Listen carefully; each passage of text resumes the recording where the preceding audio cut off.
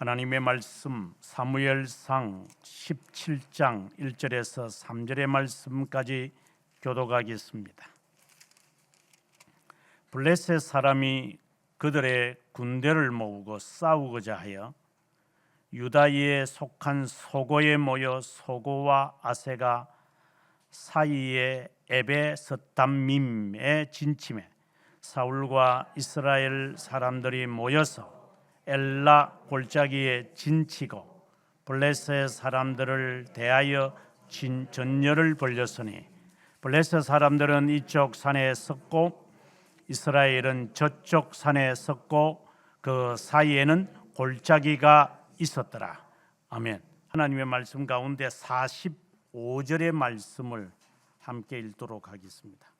다윗이 블레셋 사람에게 이르되 너는 칼과 창과 단창으로 내게 나아오거니와 나는 만군의 여호와의 이름 곧 내가 모욕하는 이스라엘 군대의 하나님의 이름으로 내게 나아가노라. 아멘. 저는 이 말씀을 이제 준비하면서 무슨 제목을 붙일까 한 두세 번 제가 좀 수정 보완한 것 같습니다. 그래서 결국 정한 것은 매우 도전적이지만 멍청한 사탄의 계략이다 이렇게 정했습니다. 저는 사탄에 대해서 여러 번 설교를 한 적은 있습니다. 사탄을 두려워해라. 사탄은 영적 존재다. 사탄을 무시하면 안 된다. 사탄은 타락한 천사고 사탄은 심판의 대상이 될 것이다. 신약 성경에 오면 마귀라는 이름으로 바뀌어지지만 그리스 말로는 마귀가 되죠. 그러나 구약 성경에서는 이제 사탄이라는 말로 이제 히브리 말에서는 그렇게 됩니다. 이들 경시해서도 안 되지만 두려워할 필요는 없습니다. 제가 멍청하다라고 하는 것은 사탄의 이 그 계략이라고 하는 것은 정해져 있다라고 하는 점입니다. 그래서 두려워할 필요가 없습니다. 그 힘이 막강한 그 버팔로 소하고는 다르죠. 버팔로는 소의 그 일반적인 우리나라 소, 건장한 소보다 한 2배 정도의 힘을 발휘합니다. 근데 이게 참 버팔로만이 아니라 모든 동물들이 참 어리석은데 지 죽일 줄도 모르고 열심히 먹고 그러잖아요. 그리고 잡아먹으려고 돼지를 사랑하는 건데 그 더러운 발톱까지도 다 먹는 우리인데도 동물들은 그냥 열심히 제 길을 갑니다. 그걸 저주스럽게 말하는 게 아니라 그들은 일관된 행동을 합니다.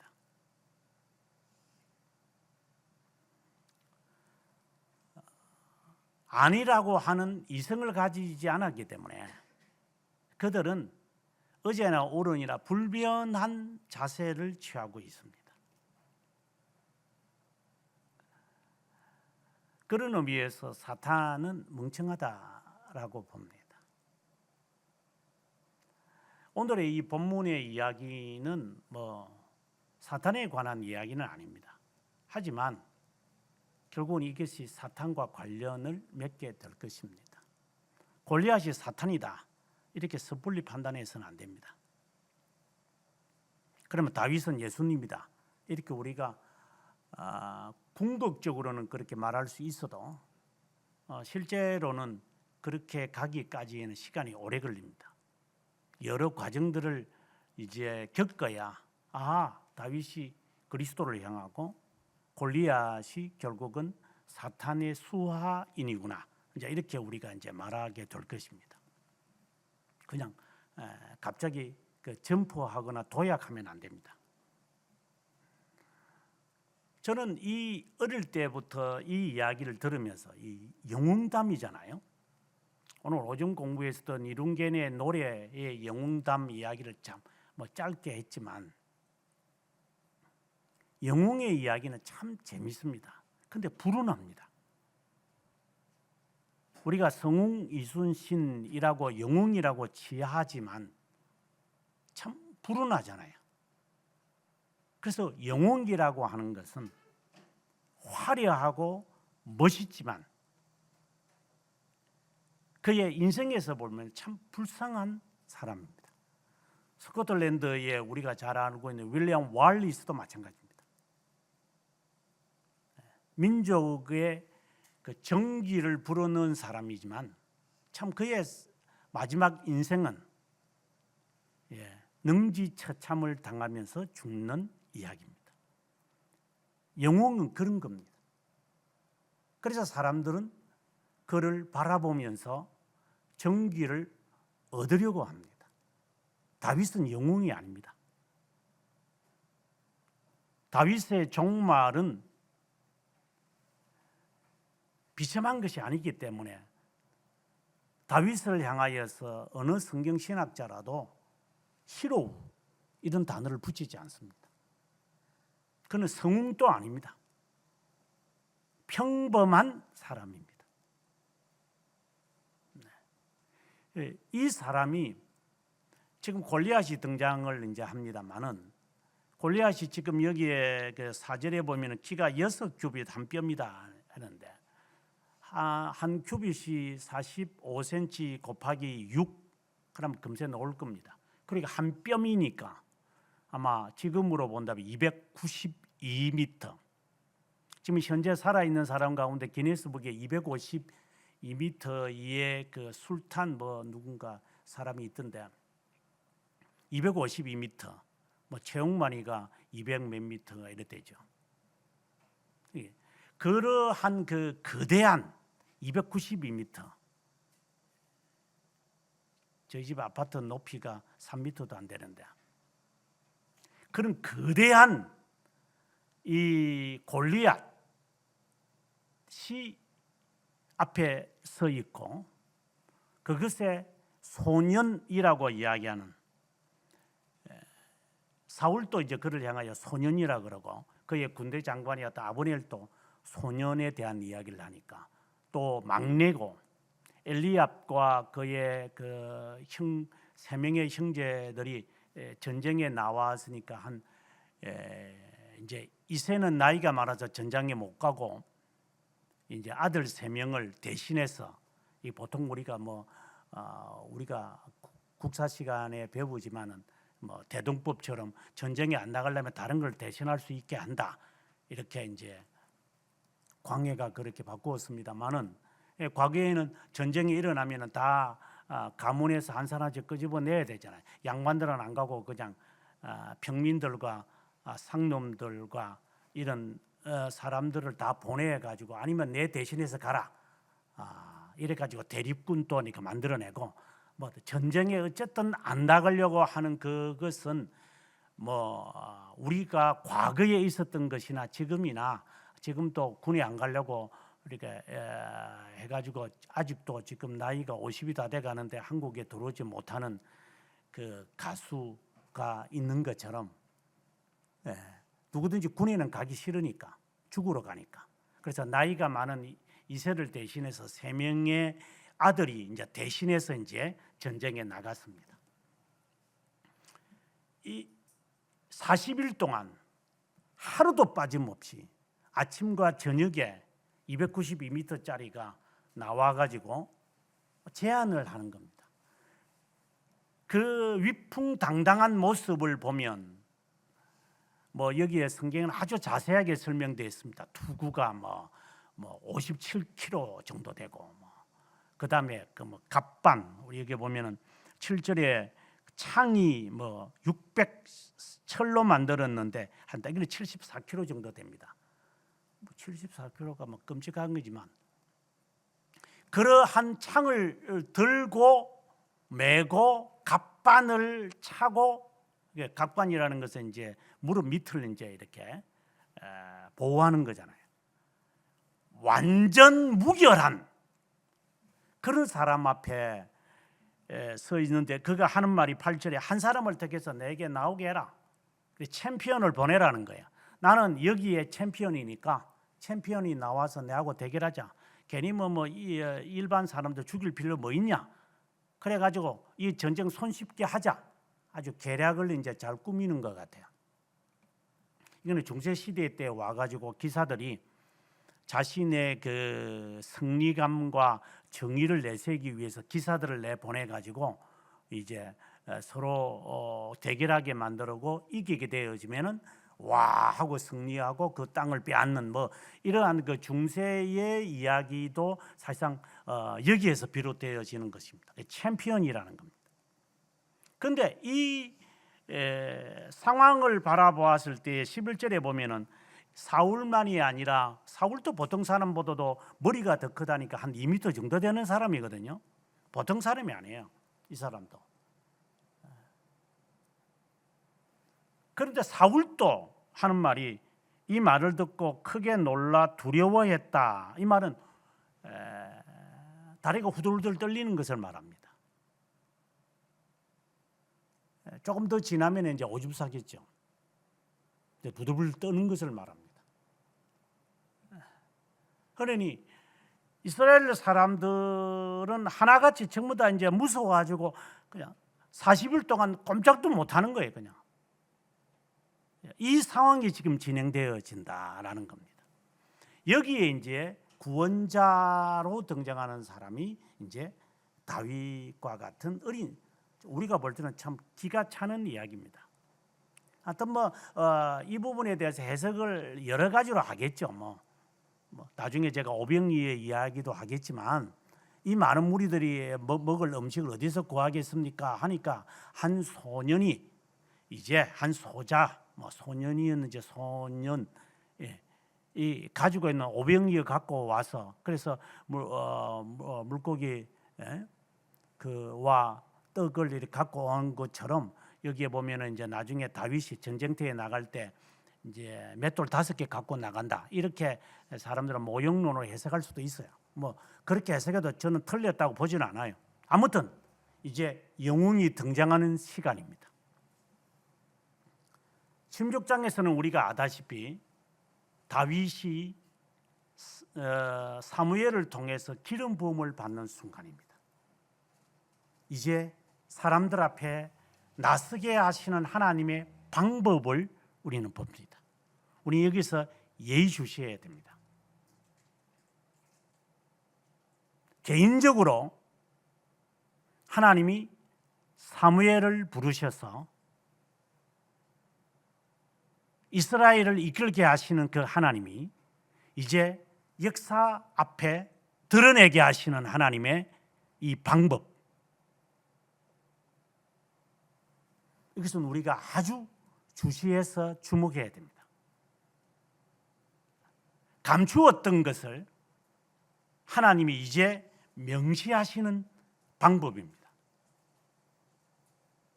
이것은 이제 궁극적으로 가면 비밀입니다. 에베소서에 말한 것처럼 지금까지 감추어졌던 비밀이 이제 드러난 것이다 라고 이야기하는 것과 같은 맥락입니다. 형들의 모임에 감히 올 수도 없는 손님이 와도 부르지도 않는 마치 머슴처럼 취급하는 다윗입니다.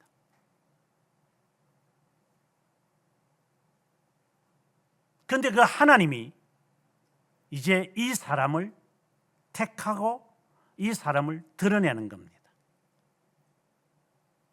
저는 여기서 우리가 이야기를 더 진전하기 전에 분명코 우리의 자세를 확고하게 해야 됩니다. 나 자신이 하나님의 자녀라는 확신이 있는지 나는 숱하게 여러분에게 묻고 있습니다. 그러면 하나님이 그를 세상에 드러내게 합니다. 세상에 드러난다는 말이 뭐 잘 되고 잘 먹고 잘 사놓고 뭐 지난주처럼 뭐 잘잘잘잘잘 하는 것을 말하는 게 아닙니다. 어떤 위기 때마다 어떤 상황 때마다 하나님은 준비된 자를 통해서 에스더처럼 하나님이 바꾸고 갑니다. 이것을 명시라고 하는 겁니다. 정말 자신이 하나님의 자녀라고 한다면 하나님이 그를 드러내실 겁니다. 그 방법은 하나님이 임의로 하십니다. 지금 내가 우리 각자가 나는 하나님의 자녀로서 뭐 별로 뭐 그런 것이 없다. 한번 의심해 봐야 됩니다.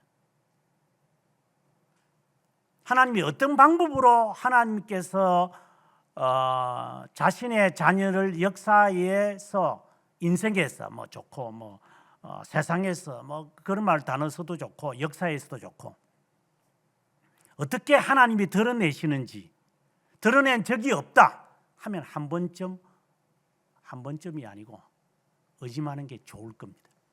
지옥 간다 이 말입니다.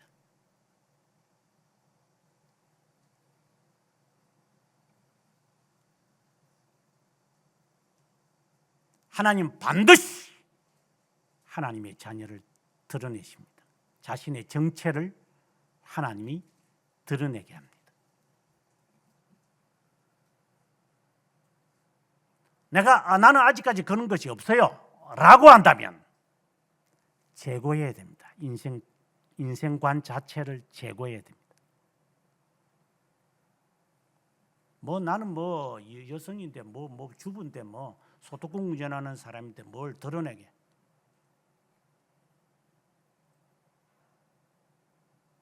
너를 통하여서는 아니나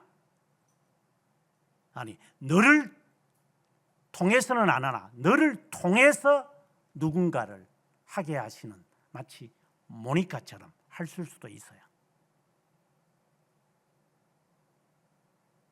뭐 어떤 경우든 어떤 상황이든 누구든 하나님은 역사에서 자신의 존재를 하나님은 드러냈습니다. 그 확정을 우리는 갖게 됩니다. 이제 어떻게 다윗을 하나님이 드러내시는가를 봅니다. 이제 12절부터 다윗에 대한 상황을 이야기하고 다윗에 대한 이야기로 이제 접어갑니다. 12절에 이렇게 말합니다. 8 아들이 있는데 세 아들은 엘리압과 아벤하답과 3만 대 전장에 나갔습니다. 아버지를 대신해서 앞서 제가 이야기했던 겁니다. 막내라 14절에 막내라 그냥 막내다. 나중에 이제 그 형들이 그를 보고 이제 그를 향해서 이렇게 말합니다.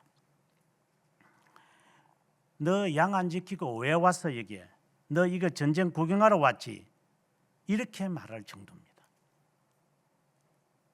그러니까 쉽게 말해서 형들이 바라볼 때는 이 사람은 이 28절에 특별히 큰형 엘리압이 이런 말을 하죠.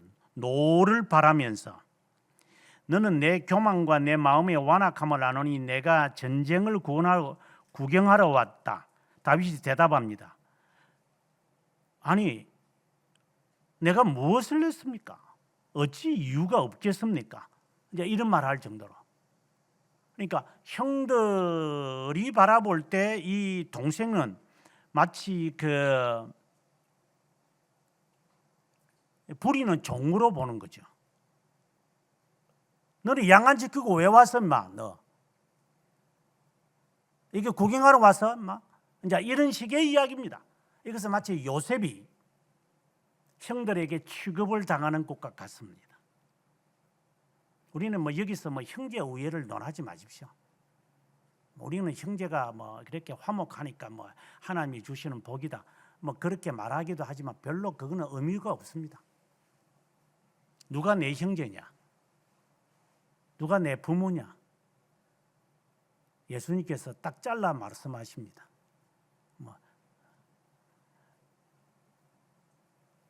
요셉을 하나님께서 그를 드러내시기 위해서 노예로 팔리게 합니다. 정말 참혹한 방법입니다. 형들이 자기를 죽이려고까지 합니다. 그런데 요셉은 살아남습니다. 하나님이 사람을 드러내게 하시는 방법은 정말 다양한 것을 다시 봅니다. 다니엘과 그의 친구 3명도 마찬가지입니다. 다양한 방법으로 하나님이 하십니다.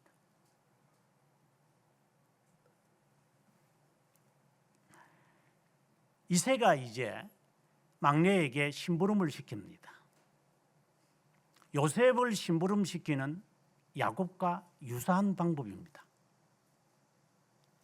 다윗도 아버지에게 순종을 하는 것처럼 요셉도 아버지의 말에 순종하는 것으로 우리가 볼 수 있습니다. 지난주에도 제가 순종에 대해서 아주 강력하게 말했지만 순종은 전체를 말하는 겁니다. 정말 하나님의 자녀로서의 자신이 어떻게 될 것, 명시, 오늘의 주제가 명시에 대한 이야기라면 순종은 기본적 자세입니다. 아니, 기본적이 처음부터 알파와 오메가입니다. 순종 없는 것을 통해서는 하나님이 그 사람을 절대 드러내게 하시지 않습니다. 이미 우리는 지났지만 15장에서 순종이 제사보다 낫다고 선언하면서 하나님이 당신을 버렸습니다 라고 이야기를 합니다. 백성들이 하나님을 버립니다. 왕을 세워달라고 했을 때 사무엘은 매우 분노했습니다. 그때 하나님이 그에게 하는 말씀이 나를 버리는 거다. 너를 버리는 게 아니다. 내가 그들의 왕이 되는 것을 싫어한다. 그들이.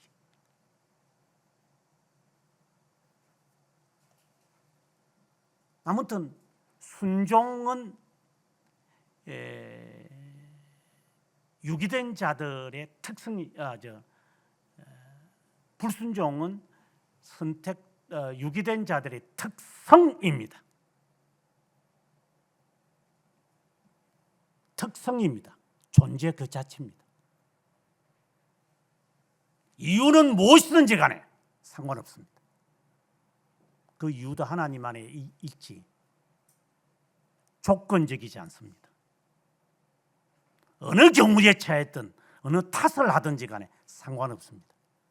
순종은 선택된 자의 특성이고 불순종은 유기된 자의 특성입니다. 그래서 그는 아버지의 말대로 이제 전장에 있는 세 형을 만나러 갈 뿐만 아니라 그게 우리 같으면 이제 소대장, 중대장을 만나서 여기 보면 좀 맛있는 걸 이렇게 18절에 보면 치즈 10덩이를 가져다가 그들의 천부장에게 나누어 주고 안부를 좀 묻고 정표를 가지고 오라 이렇게 말합니다. 그래서 양을 이렇게 보호하는 그 사람이다 보니까 20절에 보면은 양은 양 지키는 목동에게 맡기고 그는 아버지의 말을 합니다. 이는 아주 이 하나의 분기점들에 매우 지금 많은 실마리들이 계속해서 정보를 제공하고 있습니다. 지금 내가 양을 지켜야 되는데 이건 내 소임인 줄 알고 계속해서 하는데 아버지는 갑자기 4째도 있고 5째도 있고 6째도 있고 7째도 있는데 왜 하필이면 그 막내를 시키지? 하지만 합니다. 이게 기본적 사람의 선택된 자의 자세입니다.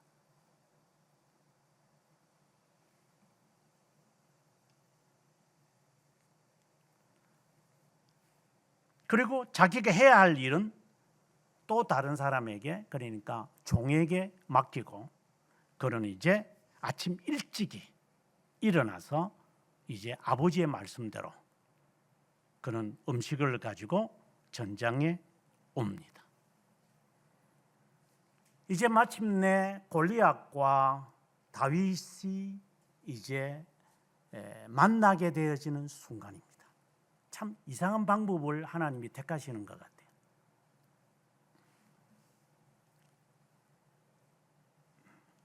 (21절에) 보면은 이스라엘과 블레셋 사람이 전열을 벌이고 양군이 서로 대치했다.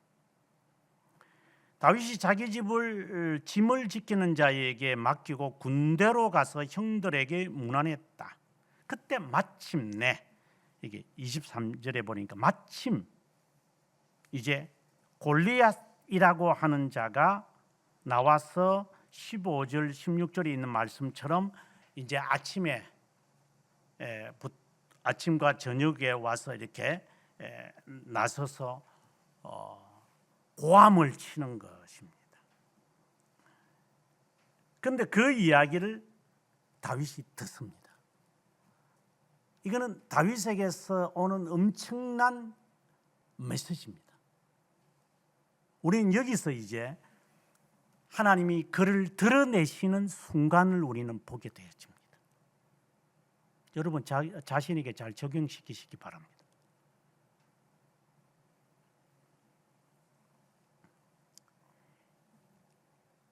24절에 이스라엘 모든 사람은 11절의 말씀처럼 심히 두려워하고 그 앞에서 도망했다라고 합니다. 이 고함을 치니까, 그리고 그 신장, 그것을 바라보고 사람들은 누가 나가겠습니까? 저게 그 말도 안 되는 겁니다. 저거 마치 여리고 성이 앞에 있는 겁니다. 그래서 사람들이 딱 반응이 나오잖아요. 우리 여기 죽이려고 데리고 나왔어 마 하고 모세를 죽이려고 그럽니다. 반응이 딱 그래 나옵니다. 그러나 하나님의 사람들은 이 모든 것이 하나님에게 있기 때문에 잠잠해요 그냥. 그러면 사람들은 그럴 겁니다. 너는 입이 없어, 눈이 없어, 손이 없어, 발이 없어. 뭐 싫으면 싫다고 말해야 되고 좋으면 좋다고 말해야 되지. 뭐 사람이 그래 그 뭐. 이렇게 사람을 부추깁니다. 데모하는 놈들이 열심히 데모하니까 결국은 우리나라 대기업이 그 미국으로 다 가버리겠다고. 그럼 쫄딱 망합니다.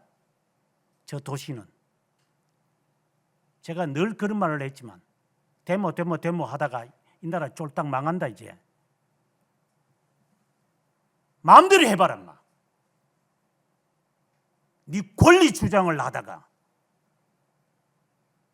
이 나라는 망할 거다. 이건 망해야 돼. 이 나라는. 그런 놈들 때문에.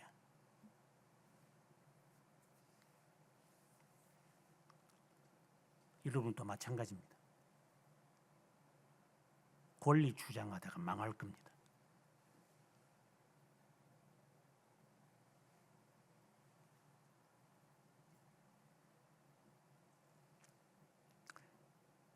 (25절과 26절은) 매우 중요한 것을 우리들에게 제시합니다. 이거는 이제 다윗이 가지고 있는 마음, 어린 소년과 그 용사라고 불리워지는 사울과 이스라엘 사람, 자기 형들까지도 포함해서 도망치는 사람들의 그 가치관 자체가 아주 대비됩니다. 여기 보면 이렇게 됩니다. 24절부터 모든 사람이 그 사람을 보고 두려워하여 그 앞에 도망하며, 이스라엘 사람들이 하는 말입니다. 26절은 다윗이 하는 말입니다. 이게 성격이 다릅니다. 이스라엘은 뭐라고 하느냐? 이 올라온 사람을 보았느냐라고 사람이라고 말합니다. 골리앗을 향하여. 우리말에는 뭐 이게 그렇게 두드러지게 잘 안 들었습니다만은 this man 이렇게 말합니다. 저분이 뭐 쉽게 말하면 그런 말입니다. 저런 분이 이런 어떤 뭐 예를 들어서 갑부 저런 위대한 저런 막강한 저런 사람을 이라고 하는 것을 이야기합니다. 그리고 두 번째 이야기입니다. 이스라엘을 모욕하러 왔다라고 그럽니다. 그러고 난 다음에 세 번째 말합니다. 그를 죽이는 자는 왕에게 많은 재물을 받고 세금도 면제받고 왕의 사위가 됐다. 무슨 소설책에 나오는 그런 이야기는 다 여기 다 끼어 있는 것 같습니다. 이것에 대해서 다윗은 뭐라고 하는지 잘 보십시오. 이스라엘 사람들은 이 사람을 저 사람 이렇게 막강한 인물로 말하지만 다윗은 뭐라고 하느냐? 이 블레셋 인간이라고 딱 말합니다.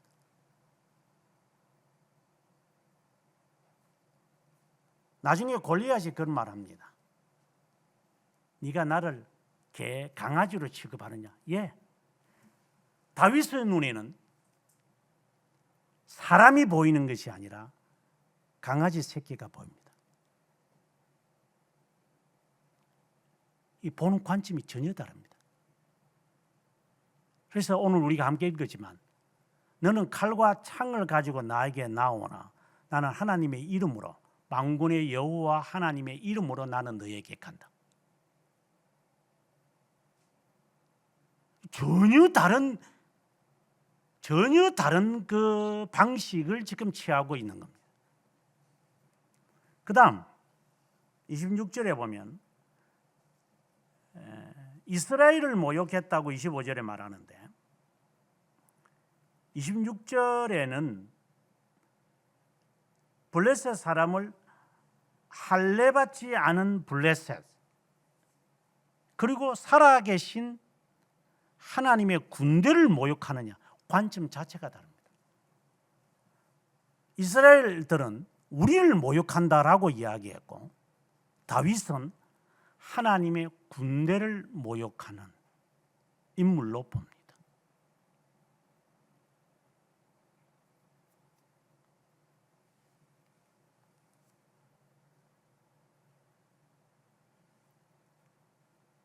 뭐 쉽게 말할 수 있습니다.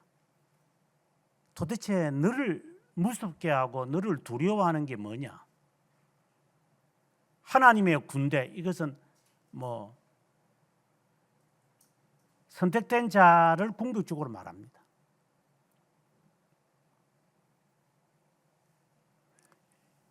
여러분이 보다시피 아버지의 말에 순종하여 전장터에 왔다가 저 할례받지 못한 저 블레셋 이렇게 말하는 다윗과 그래 형들이라고 젠체하는 놈들이 모여가지고 하루에 2번씩 40일 동안 나와서 소리 지르면 겁이 나서 도망하는 것 무엇과 비교가 됩니까?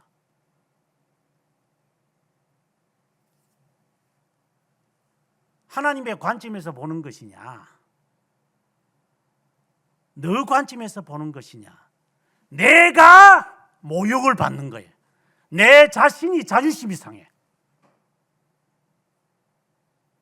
항상 내가 있습니다. 내가 기분 나쁘니까 내가 싫으니까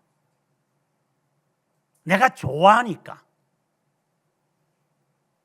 그러니 저 막강한 사람을 보면 흠모하게 되고 따라가고 싶습니다. 왜 지는 항상 그런 것만 쫓아다녔으니까. 다윗은 아무 상관없습니다. 나중에 사울 왕에게 가서 하는 말이지만 내가 키우는 내가 보호하는 양이 사자나 곰에게 잡히면 가서 입을 찢어서 양을 구해옵니다. 이렇게 말합니다. 그대로 대받아칩니다. 오늘 너는 그것 중에 하나가 될 거다. 이게 도대체 이게 간땡이가 부은 건지 이게 미친 건지. 그러니까 형들이 그런 이야기를 이렇게 평소에도 그렇게 했겠죠.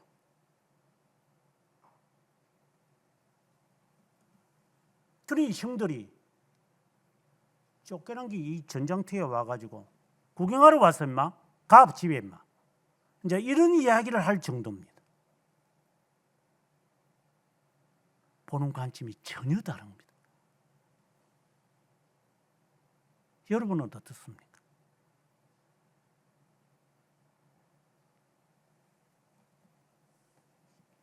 이후부터 이제 시작을 해서 골리앗이라는 이름은 사라지고 블레셋 사람이라는 말로 다 바꿔버립니다.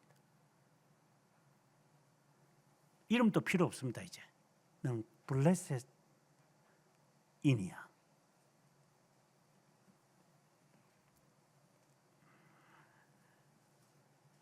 형들과 대화하는 이런 이야기를 듣고 다윗이 하는 말을 듣고 사람들이 31절에 보면은 사울에게 이야기해 버립니다.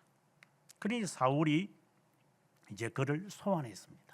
뭐 네가 전쟁터에 나가겠다고 이제 이렇게. 과거에 제가 이런 일이 있었습니다. 제가 이제 그 에반스빌에서 공부를 마치고 이제 시카고로 다시 공부하기 위해서 올라왔을 때 에반스빌에서 제가 목회하면서 그게 하나 신학교가 있습니다. 이제 우리가 흔히 말하는 가짜 신학교 대표적인 겁니다. 주니티 디알로지컬 세미너리. 가박입니다. 가박. 거기에 목사들이 매년 수십 명씩 옵니다.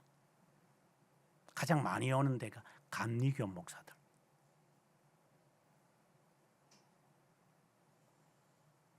그래서 한 2주 동안 와가지고 공부해가지고 이제 목회학 박사학위 받고 교회에 와가지고는 박사네.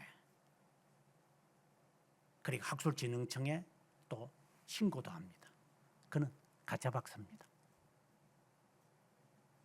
제가 그 동네에 살았습니다. 그런데 저는 또 주님 뒤에 왔습니다. 근데 이제 그쪽 사람, 한국 사람들이 오면 통역을 해야 되니까 제가 통역하러 이제 뭐 저는 돈이 필요하니까 뭐. 그래서 돈 좀 벌려고 통역하러 갔습니다. 그래서 이제 한 2주간 동안 이제 저는 동시 통역을 막 하는 겁니다. 이제 그 사이에 이제 제가 살던 그 시카고에 이제 한인교회를 이제 가게 되었으니까 목사님이 이 사실을 알게 되었어요. 그러니까 제가 제2 그 세컨 제너레이션 사람인 줄 알았는가 봐요.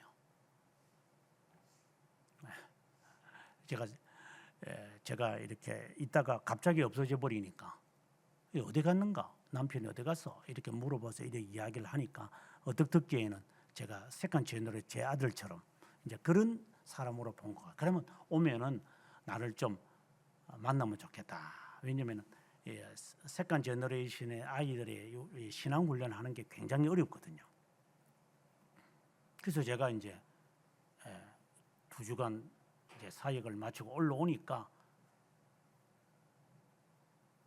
세컨 제너레이션이 아니네 이래서 예, 저 아닙니다. 저는 순종입니다.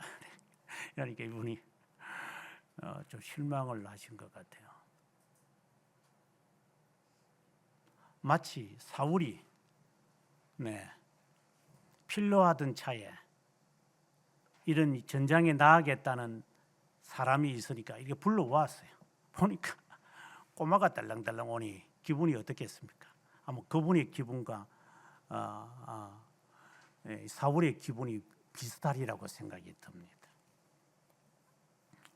33절에 사울이 이런 말을 합니다. 정말 재밌는 이야기입니다. 32절에 보면은 이 사람이 낙담하지 말 것이라 라고 이야기할 정도고 그리고 블레셋 사람과 싸울 수 없겠다. 너는 소년이다. 그는 이렇게 블레셋 사람을 말합니다. 어릴 때부터 용사다 이렇게 말합니다. 사울이 바라볼 때는 다윗이 어떤 사람인지 모릅니다. 하지만 16장 앞에 있는 16장의 18절에 가보면 기름 부음을 받을 때 성경은 이렇게 표현합니다. 소년 중 한 사람이 대답하여 이르되 내가 베들레헴 사람 이새의 기름 부음을 받고 사울에게 이제 접근하게 될 때 이새의 아들을 본적 수금을 탈 줄 알고 용기와 무용과 구변이 있는 준수한 사람이라. 여호와께서 그와 함께 계시더이다. 아마 지금 다윗은 기름 부음을 받고 난 다음에 사람이 완전히 달라진 것 같습니다. 용기가 있다고 그랬습니다. 이는 용사를 말합니다. 무용이 있다고 했습니다. 전술에 능한 자입니다. 말도 잘합니다. 그리고 생김새도 준수했습니다. 그리고 평하기를 하나님이 함께하는 사람입니다. 지금 사울은 이것에 대해서 모릅니다. 자기는 귀신에 막 사로잡히니까 아무나 데리고 와서 음악을 좀 연주해서 나를 좀 유쾌하게 하라. 그래서 그 소년이 와가지고 가야 비파 같은 이런 걸 연주하는 거 그거 눈여겨 보겠습니까? 아마 부모도 그렇게 중요하게 안 보고 형들도 안 보는 그 사람을 그렇게 피아노 연주 예를 들어 피아노 연주 하나 잘한다고 잘하는지 안 잘하는지 모르지만 어쨌든 그게 그렇게 눈여겨 안 봅니다. 그러나 이미 하나님은 그를 용사로 사용하고 있습니다. 사울은 모릅니다.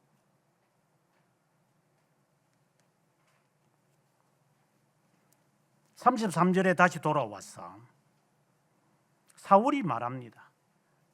블레셋 사람은 어릴 때부터 용사다, 전사다 이 말입니다. 그때 다윗이 사울에게 말합니다. 방금 했던 것처럼 사자와 곰이 어린 양을 물면 내가 따라가서 그놈을 때려서 여기서 치고라는 게 이 막대기를 가가지고 얼마나 빨리 달려갔는지 모르지 사자가 양을 물고 이렇게 이제 먹음직한 장소에 가가지고 뜯어 먹어야 되는데 그거 갈 때 숨도 쉬지 않고 뛰어가서 막대기로 휘리치는 겁니다.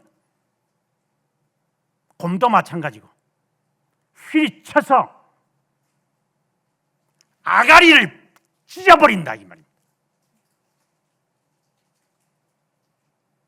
정말 대단한 어린아이입니다. 그래서 그 다음에 하는 말이 36절에 사자와 곰도 쳐서 이렇게 때리는 거죠. 막대기로 때려서 살아계신 하나님의 군대를 모욕한 26절에 있는 말씀입니다. 저 할례받지 못한 사람이리까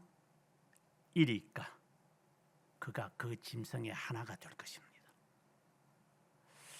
이거 뭐라고 받아들여야 될지 모르겠어요. 그 이야기를 들어보니까 그래 네가 사자도 죽이고 곰도 죽이는 거 보니 좀 가능성은 있을 것 같아. 전적이 있으니까. 그래. 그래서 37절에 다윗이 다시 또 말합니다. 사자의 발톱과 곰의 발톱에서 건져내신 적 나를 이 블레셋 사람의 손에서 건져 구원입니다. 구원해 내실 겁니다. 이 말은 저는 죽지 않습니다.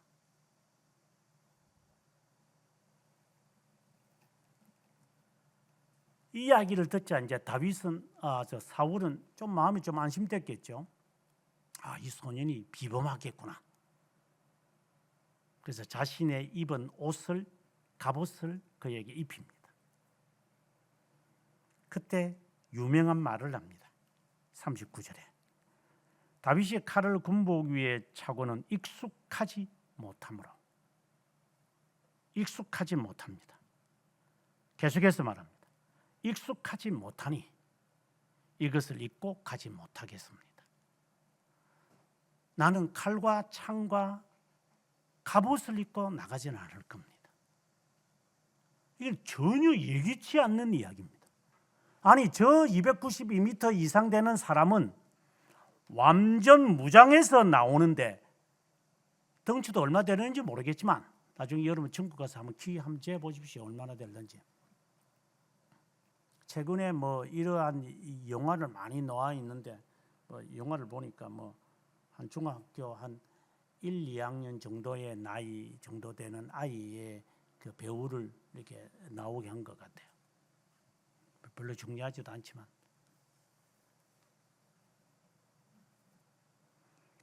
익숙하지 않다는 겁니다. 이 말은 나에게 어울리지 않습니다. 막대기 하나 들고 가도 사자도 죽였고 곰도 죽였는데 그거 말고 당신이 하는 그 방식이 나에게 주어지면 그건 나한테 어울리지도 않습니다. 이건 뭐라고 말을 해야 될지 모를 정도입니다. 이게 뚱딴지 같은 소리만 계속해서 쏟아냅니다. 그리고 냇가라고 합니다. 그리고 자갈 5개를 매끄러운 돌이니까 자갈입니다. 시련에 거쳐서 이 거친 이 돌이 이 물살에 살아남아 있는 그 돌 5개를 그는 주머니에 넣습니다.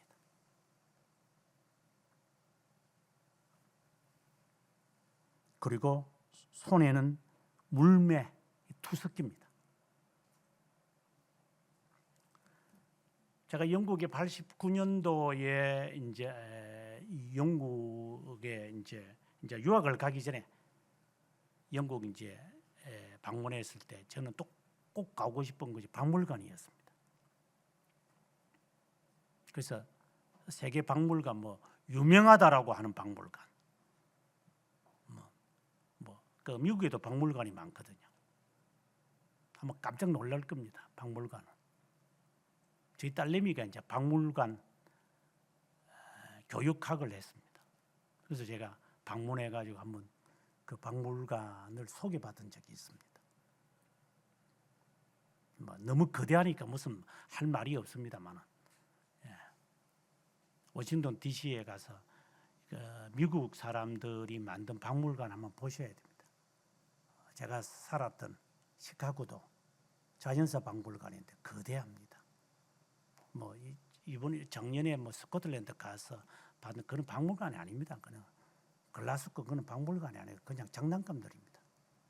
우리나라 박물관들을 이렇게 쭉 가봐서 잘 지었고 화려하고 이러지만 그런 박물관이 아닙니다. 그냥 장난감들을 모아놓은 것 같습니다. 세계의 박물관을 보셔야 됩니다. 그 박물관을 보다가 제가 몇 가지의 저는 울음을 터뜨렸는데 그 중에 다윗이 사용했다라고, 다윗의 것은 아니죠. 어쨌든 다윗이 사용한 이 투석기, 우리말에는 그냥 물매라고 했는데 투석기입니다. 우리 같으면 이제 새총 같은 겁니다. 그래, 휘두르다가 한 줄을, 이 두 줄을 가지고 휘두르 치다가 하나 넣어버리면 그거 날아가는 그게 투석기입니다. 굉장히 힘이 있습니다. 보통 힘이 있는 게 아닙니다.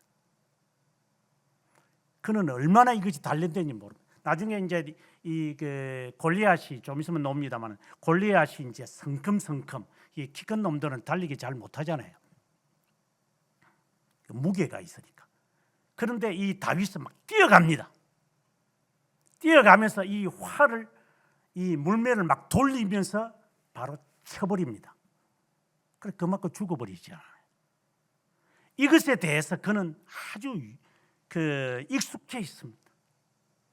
저는 이 말씀을 읽을 때마다 저는 정말 전율을 저는 지금도 느낍니다. 너희에게 가장 익숙한 방법은 뭐냐?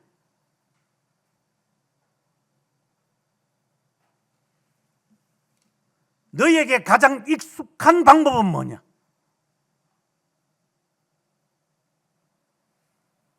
저는 개인적으로 하나님께 대답합니다. 기도 외에는 이런 이유가 있을 수 없습니다. 기도해라. 익숙한 방법을 택하라 이 말입니다. 그러면 해결된다 이 말이 아닙니다. 하나님이 지혜를 주실 것이다. 익숙하지 않기에 익숙하지 못하니 이게는 어느 도단입니다.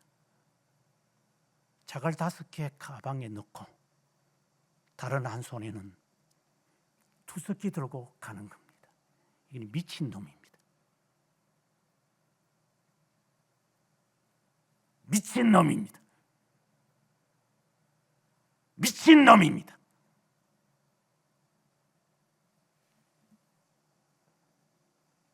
이게 정신이 미친 놈입니다. 당신들에게는 익숙한 게 있습니까? 뭐가 익숙합니까? 나는 묻고 싶습니다. 어떤 익숙한 방법을 갖고 있습니까? 어릴 때부터 뭘 배웠습니까? 농지작 그리는 것만 배웠습니까? 네가 모태신앙이라면 너 어릴 때 부모에게서 뭘 배웠어? 그 부모가 정상적인지는 모르겠지만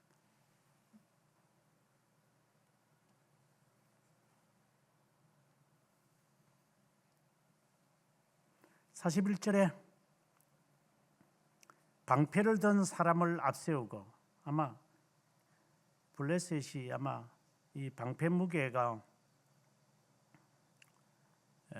상당했겠죠. 이제 그걸 들고 갑니다. 그러니까 성큼성큼 다윗에게로 걸어옵니다. 42절에 다윗을 보고 하는 말입니다.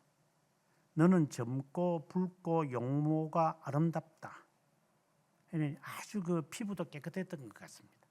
앞서 우리가 심지어적 18절에도 보면 이제 이렇게 용모가 준수했다라고 했으니까 기름 부을 때 사무엘이 다윗에게 기름 부을 때 얼굴이 붉었다 이랬거든요. 그리고 우리 여기에 얼굴에 이렇게 홍조가 이렇게 쫙 뜨고, 그러니까 굉장히 건강한 체질이죠. 피부 허연 거는 별로 의미도 없는 거고, 이렇게 얼굴에 빨간 게 이렇게 딱 뜨는 것 같아요. 하는 말이, 너가 나를 개로 여기냐?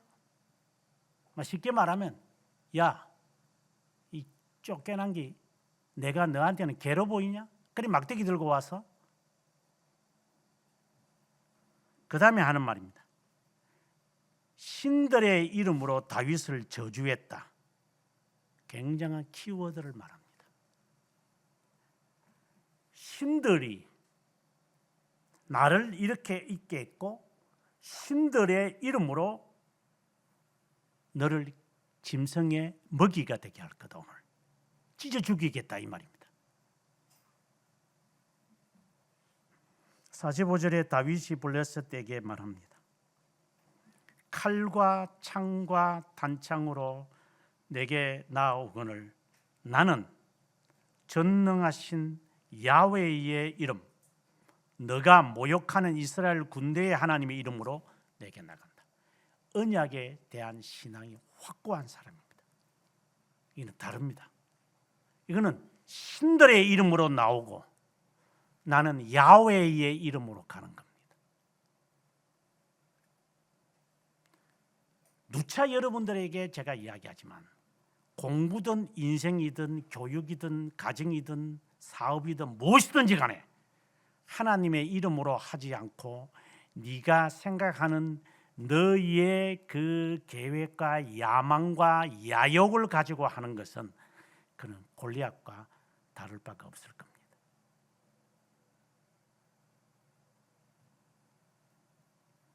오늘 너를 내 손에 넘기시고 너를 쳐서 나중에 이제 칼집에서 칼을 뽑아가지고 목을 쳐버립니다.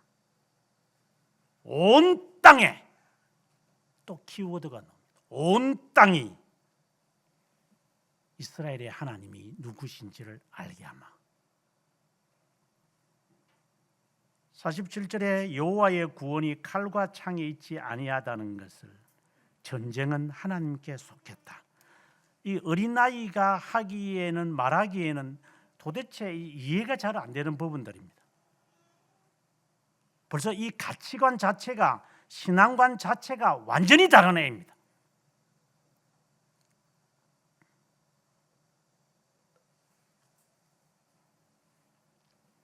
(48절에) 블레셋 사람이 다가오는 것을 보자 그는 그를 향하여 질주합니다. 질주해 갑니다. 마치 폭풍우 속으로 들어가는 것처럼 뛰어갑니다. 그리고 주머니에 넣었던 돌을 하나 끄집어내어서 물매로 흔들기 시작을 합니다. 그리고 칩니다. 그게 이마에 박혀 즉사해버렸습니다.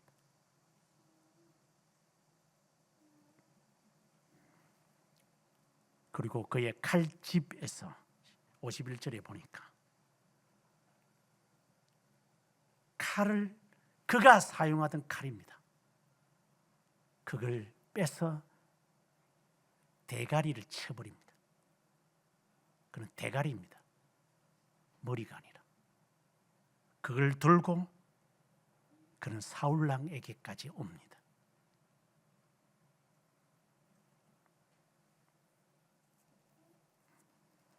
우리는 이것을 보며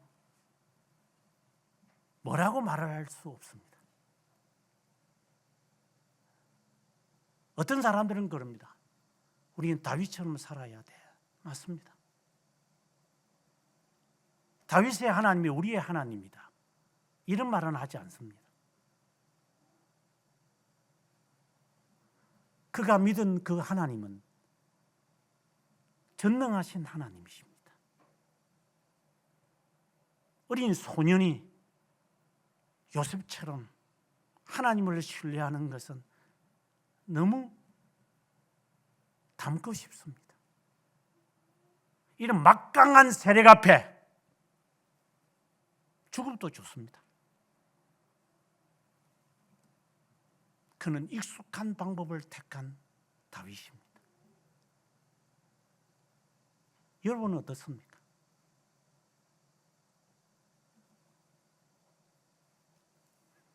오늘의 말씀이 여기에까지 오면 우리는 참 많은 것을 배웁니다. 우리들에게 이런 도전이 됩니다. 정말 이 다윗의 하나님, 그런 하나님은 없지만 어쨌든 다윗이 의지했던 그 하나님을 나도 좀 본받았으면 좋겠다. 이런 마음이 저도 과거에 들었고, 지금도 들고, 또 앞으로도 이렇게 그 사람을 닮고 싶은 사람들이 아마 생기기를 바랍니다. 하지만 오늘의 말씀은 이것에 그치지 않습니다. 그러면 반쪽짜리입니다. 오늘의 이 말씀은 다시 앞부분으로 가서 8절을 잘 보셔야 됩니다. 이 블레셋 사람인 골리앗이 하는 말입니다. 앞서 그가 하는 말이 신의 이름으로 라고 43절에 말합니다.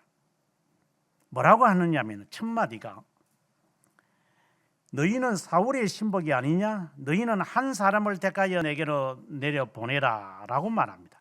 한 사람을 택해라고. 이게 문자적으로 말하면 챔피언입니다.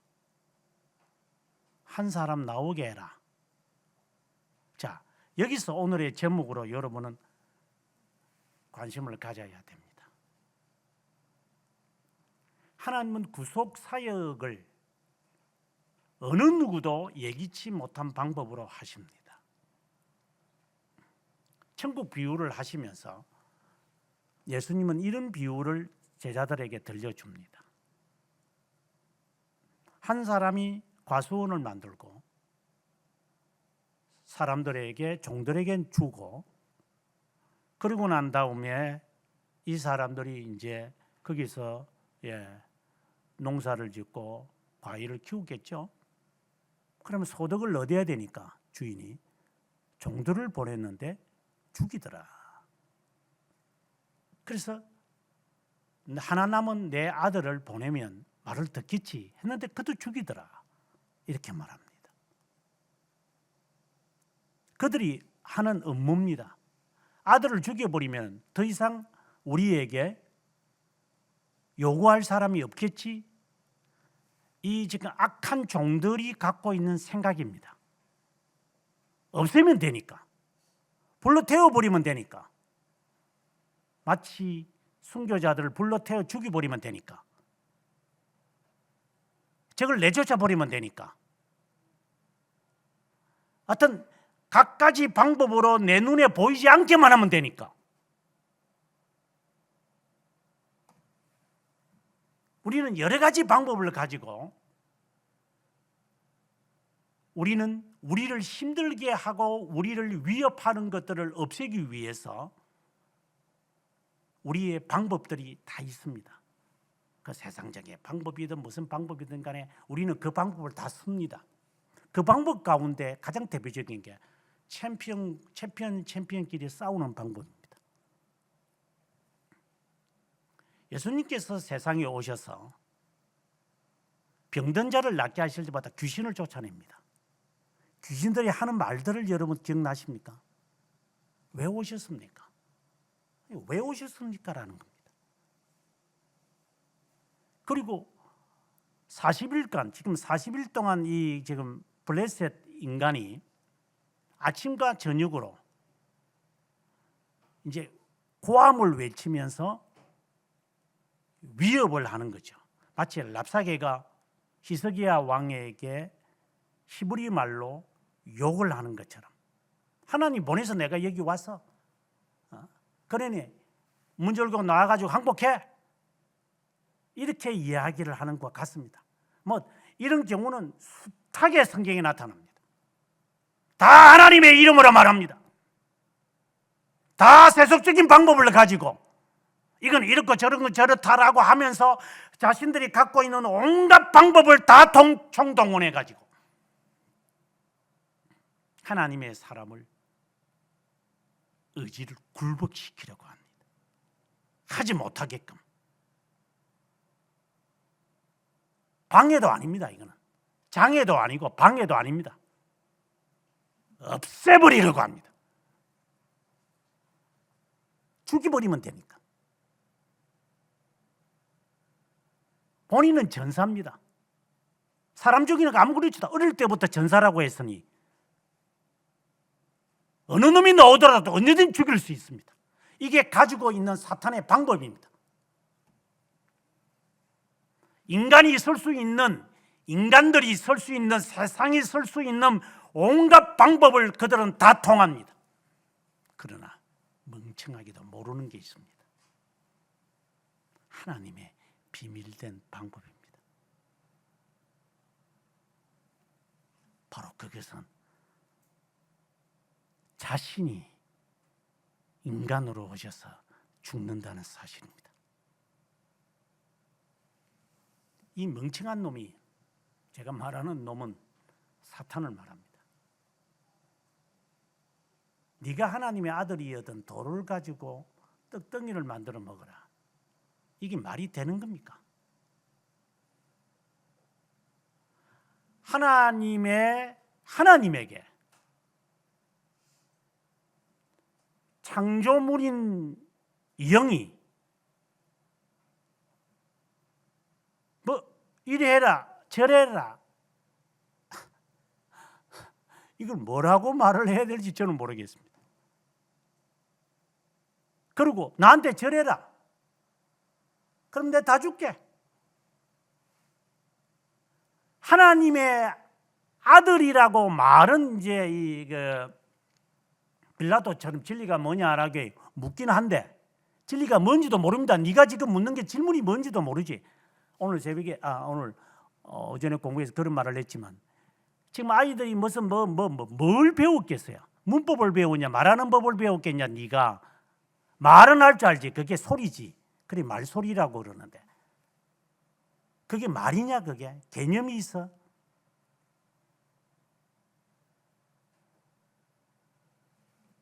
말을 할 줄도 모르는 게 말을 합니다. 말하는 법을 배운 적이 없습니다. 근데 우리는 그 말이라고 그럽니다. 그 말이 아닙니다. 그거는 소리지. 세상은 그러지. 그런 아이들이 하는 말 분간할 줄 알아. 소리와 말은 달라.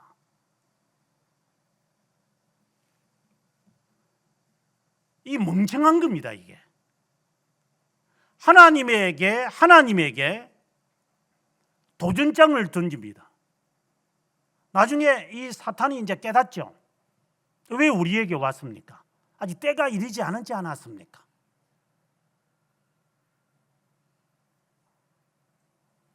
그래서 돼지 떼에게 가는 것을 허락하실 정도로 사탄이 공포에 시달립니다.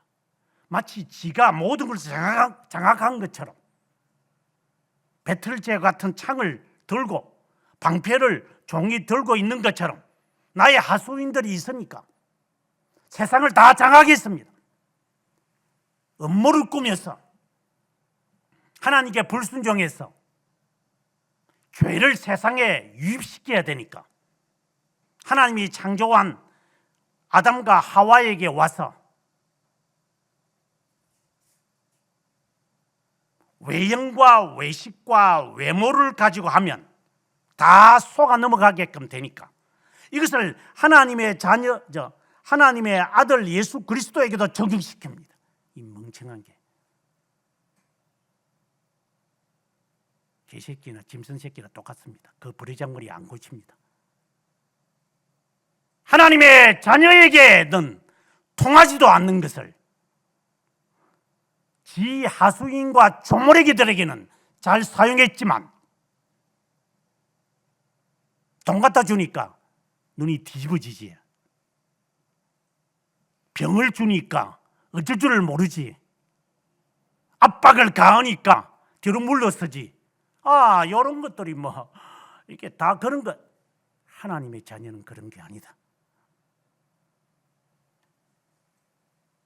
하나님의 자녀는 네가 어떤 멍청한 짐승들과 같은 변하지도 않는 그 DNA를 가지고 접근하지만 하나님은 전혀 요동하지 않습니다. 배고프니까 만들어 먹어. 상관없습니다. 손쉬운 방법으로 뛰어내려. 상관없습니다. 하나님의 사람은 멍청한 놈한테 끌려다니지 않습니다. 당신들이 볼 때는 고집탱이로 보이지. 그러면 다윗은 미친놈이지. 네가 볼 때는 미친놈이지.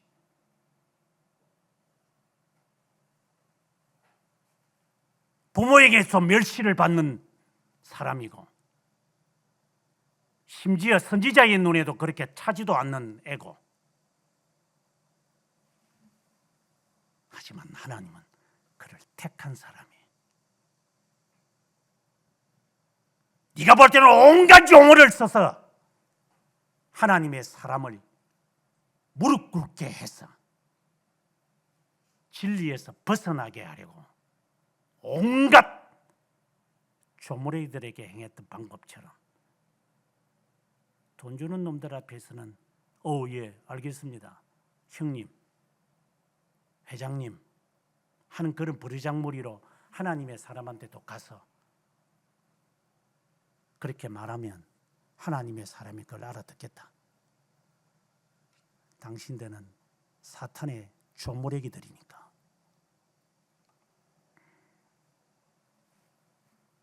세상이 위협하면 업신거리면서 살겠지.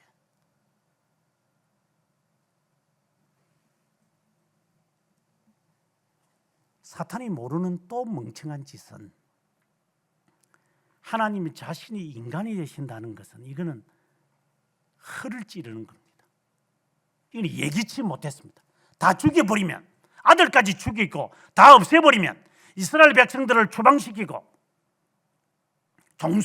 종노릇하게 만들어버리면, 오른발 왼팔 다 잘라버리고, 그리고 사지를 다 잘라버리면 굴복할 줄 알았는데, 하나님이 스스로가 인간이 되시는 길을 사탄은 모르는 겁니다.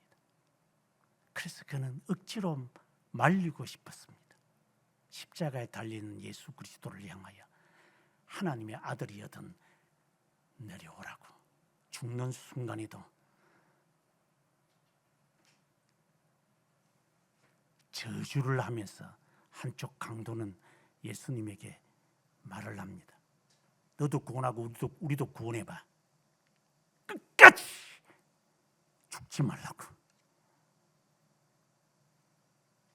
모든 자는 죽음을 두려워하는데 모든 자는 이 정도 하면은 다 굴복하게 돼 있어. 다 도망가게 돼 있어. 욥처럼 재산 앗아가고 자녀 죽여버리고 이혼시켜버리면 100에 100명, 1000에 1000명 누구든 하나님을 저주하게 돼 있어. 너도 마찬가지고. 유기된 자니까.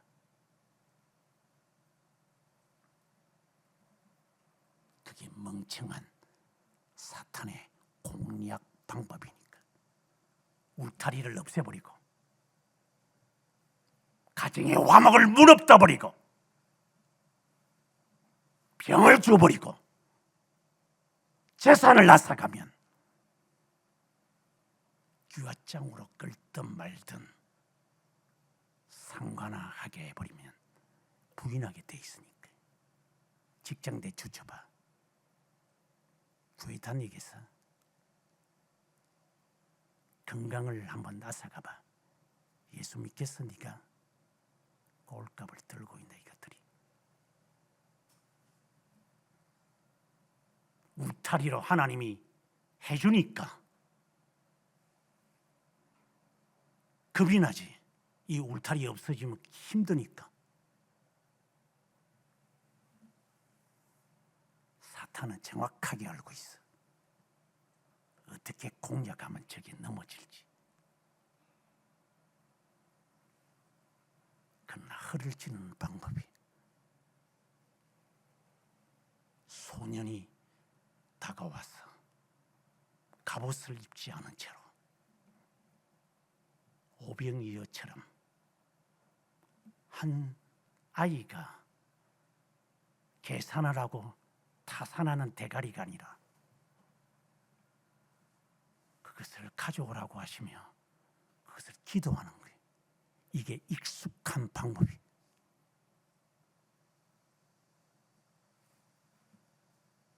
반복해서 여러분들에게 말했지만 여러분 아직 죽음이 뭔지도 몰라. 아마 오줌 살 거야. 죽음 앞에.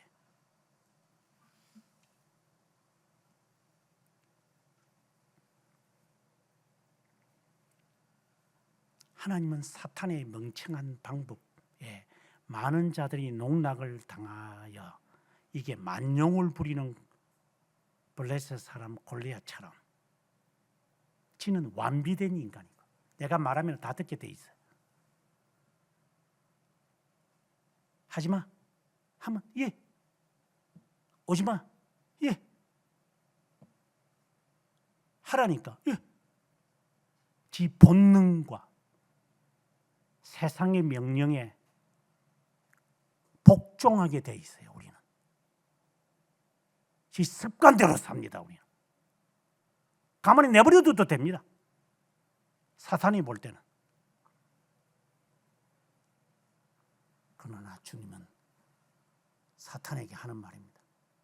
너는 우스 땅에 욥을 보았느냐? 사탄이 콧방귀 끼죠. 주님, 재산 앗아가면 누구든지 다 넘어지게 돼 있습니다. 직장 내쫓아보십시오. 어느 놈이 하나님을 찬양할까 봐요. 당신이 보여주니까 그렇잖아요. 이 멍청한 계략을 꾸밉니다. 계략도 아닙니다. 압니다. 유기된 자들이 조물애기인지 잘 압니다. 니는 본능 조금만 딱 옆구리 치면 아야 하고 살려주세요. 그럴 놈인지 잘 압니다. 엄살에 경경대는 놈들이니까. 그렇게 자라왔으니까. 그러나 하나님은 예기치 않는 방법입니다. 자신이 인간이 되셔서 그것도 십자가에 죽는 겁니다. 사탄은 죽기를 원하지 않았습니다. 살아남으라고 했습니다. 내려오라고. 죽어서는 안 된다고. 이것은 심판을 말하는 겁니다. 하나님은 예기치 않는 방법으로 일을 하십니다. 당신이 그것을 압니까?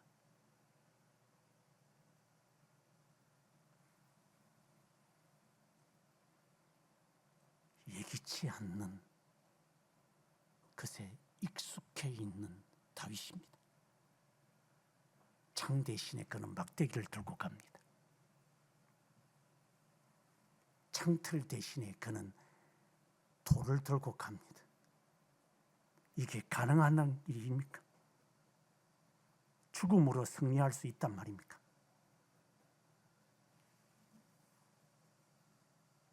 이게 하나님의 방법입니다. 사탄은 멍청해서 죽어도 살겠고 살아서 믿는 자는 영원히 죽지 않는다는 말을 전혀 모르는 멍청이들. 그것을 따라다니는 당신도 멍청한 놈들입니다. 인생에서 나중에 가서 인생을 향하여 말할 겁니다. 나는 멍청한 놈이야.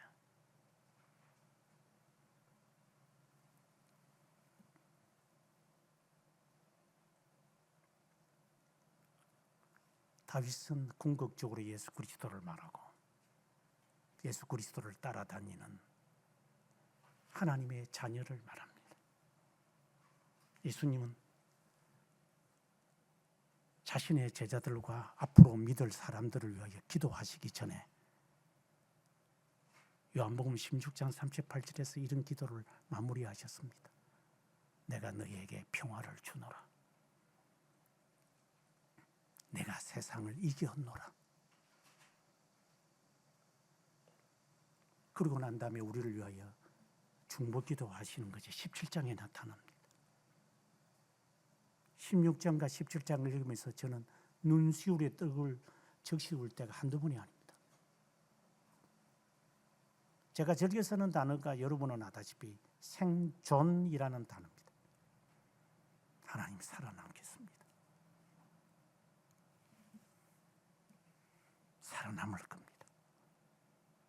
당신이 부르실 때까지.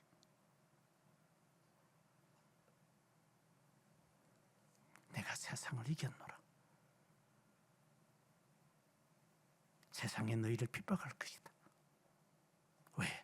나를 핍박했으니까. 그러나 두려워하지 마라. 내가 세상을 이겼다. 여러분의 인생 속에서 저도 마찬가지겠지만 골리앗과 같은 막강한 세력이 있으면 어떻게 하시렵니까? 지금까지 어떻게 했습니까?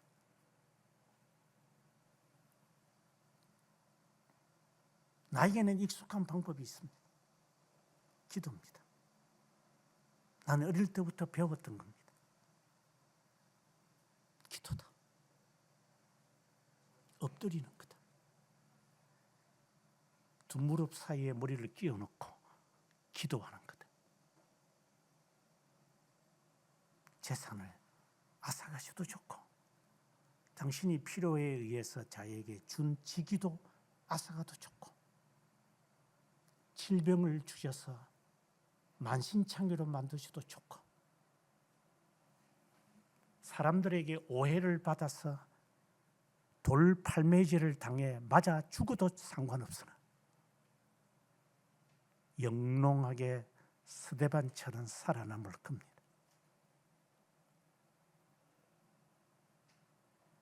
누구도 다윗이 승리하리라 예감하지 않았지만 다윗은 상관하지도 않습니다. 나에게 함께 하시던 그 방법으로 나는 살아갈 겁니다. 이것이 너가 보기에는 고집으로 보입니까? 그러면 다윗은 미친놈입니다.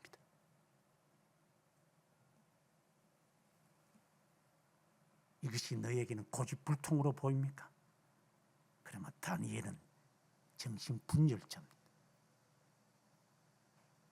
하나님을 믿는 자를 향하여 고집, 불통?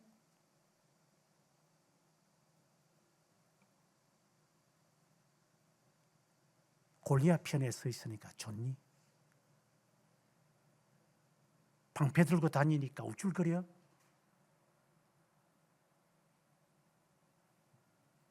그래서 졸지에 대가리 날라갔어? 주랭랑 쳐서? 다윗이 있는 동안에는 감히 침범하지도 못해. 하지만 다윗의 인생은 이것으로 끝나질 않아. 하나님은 그를 하나님의 사람으로 만들어 가시겠죠. 우리는 계속해서 지켜보겠지만.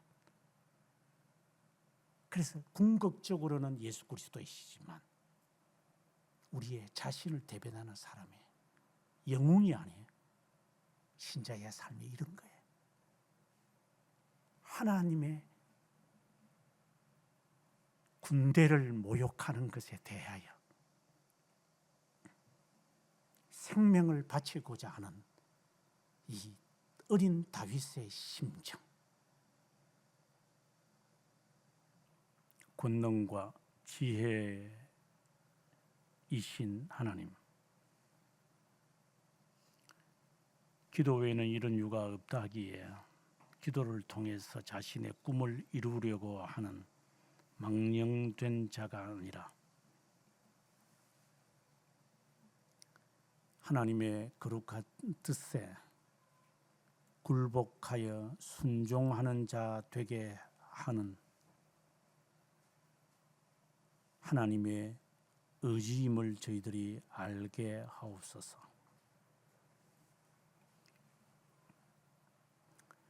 우리의 인생 속에서 고비마다 세상과 타협할 수밖에 없는 것이 있고 용인해야 되고 굴복해야 되고 하나님의 자녀로서의 담대함보다 세상 속에 더불어 살아가는 요령을 익힌 간악한 그리스도인 되기가 쉬울 때가 많습니다. 완벽하지는 않기에 넘어지고 무너지고 겁이 나서 뒤로 등을 돌릴 때도 있으나 하지만 하나님의 군대를 모욕하는 일에 있어서는 견딜 수 없는 신앙의 발휘가 나오는 것을 봅니다. 어린 소년의 이 신앙이 너무나도 고귀하고 값있고 본받고 싶습니다. 어떻게 갑옷을 입은 3미터 가량이 되는 인간 앞에 강아지 잡듯이 나아갈 수 있단 말인지, 이게 미친놈이 아니면 불가능할 것인데 우리가 손에 사슬이 묶인 것 외에는 나와 같이 되기를 바란다고 했던 고백처럼 바울의 그 신앙의 고백이 그립고 떠올라 우리의 뇌리를 스쳐갑니다. 하나님, 세상에 드러내게 하시는 하나님의 오묘한 방법, 당신이 인간으로 오셔서 죄를 속죄하며 죄를 유입시켰던 사탄의 멍청한 방법을 제거하시는 이 일을 상상도 하지 못했을 피조물에 불과한 이 사탄이 깨달을 수 없듯이 비밀된 하나님의 방법으로 행하시는 것에 우리의 믿음에 도약이 있기를 주님께 간구하옵고, 지금도 하나님의 자녀는 그분의 음성을 들으며 유유히 그분에게 접근해 가는 자들의 하나님, 아버지이신 예수 그리스도의 이름으로 기도드립니다. 아멘.